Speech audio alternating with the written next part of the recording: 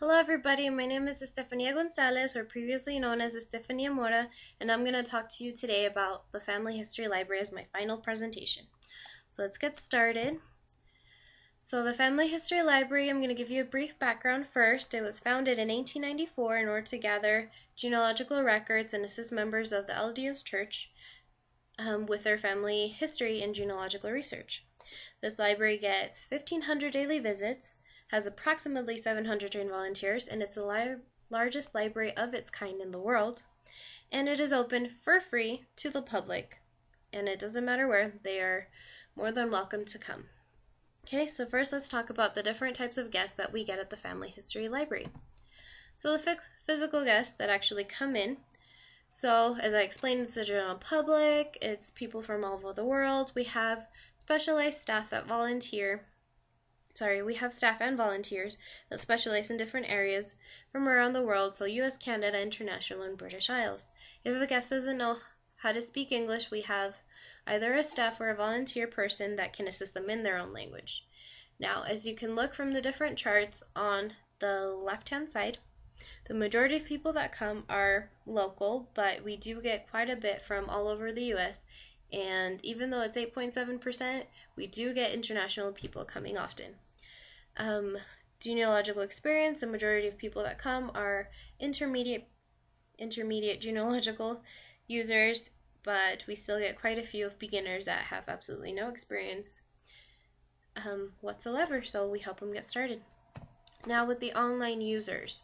Now FamilySearch.org is the official website for the Family History Library. It is a free website, and it's partnered with Ancestry.com and Fold3.com, just to name a couple, which means that we have tons of other records that they have into our own website. So FamilySearch.org gets an average of 288 million per month, and the page views for 2014 monthly average is 4.2 million thus far, which is pretty impressive. So the patron gap. So there's quite a few reasons of why maybe we don't get absolutely everybody around the world interested in genealogy and using our resources. So first one, it could be that they're not interested. They either get frustrated, they just don't want to, or they already think that a family member is doing the work. So a possible solution for that one is making genealogy interesting and important by rebranding or just making it user-friendly for them. Okay, some other reasons of why people might not want to start, it could be intimidating for somebody who's not LDS. They might think that they're going to get converted if they come. That's not true. This is just for genealogical purposes. It could be that the technology, some of the digital records are too hard, the equipment, they just can't use it, they get frustrated. Or it could be that they have a specific collection preference. So now we do have some records that we only have available online. So if, let's say, an elderly person comes in and says, hey, I want to look at the film, you know what, sorry, it's not available, you're going to have to look elsewhere. So they get frustrated and then they don't come back. So now some possible solutions for these are, we have a generalization of materials, not just LDS materials. We have volunteered staff trained to assist with technology, and we do the best we can with those guests that get frustrated. So now library collection and proposal. So the resources available, we have 6,771,592 different types of materials worldwide. The majority are microfiche, microfilm, and digital. And the current budget is 72 goes to employee wages, 5% goes to benefits, and the rest just goes to materials, supplies, and equipment. So it has anything to do with buying the records or just putting them into our library, anything like that. So our major topics are the United States and the United Kingdom. As you can tell, we have tons of records, just absolutely tons and tons. Okay? And then developing topics, we have 2 countries that barely have enough. Kuwait has 6 total records, Brunei has 22. Seriously, it's not enough to really get started if you have research in that, if you have research to do in those areas.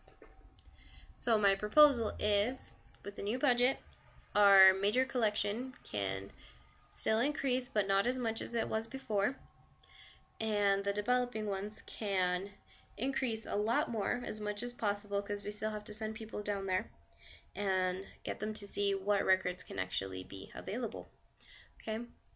And my proposal for the new budget so that we can accomplish this is if the employee wages goes down 7%, so we have a lot more to get, the benefits will remain the same because obviously we want our employees to stay happy, and the material, supplies, and equipment will increase by 7%, giving us a lot more money to go ahead and get those records.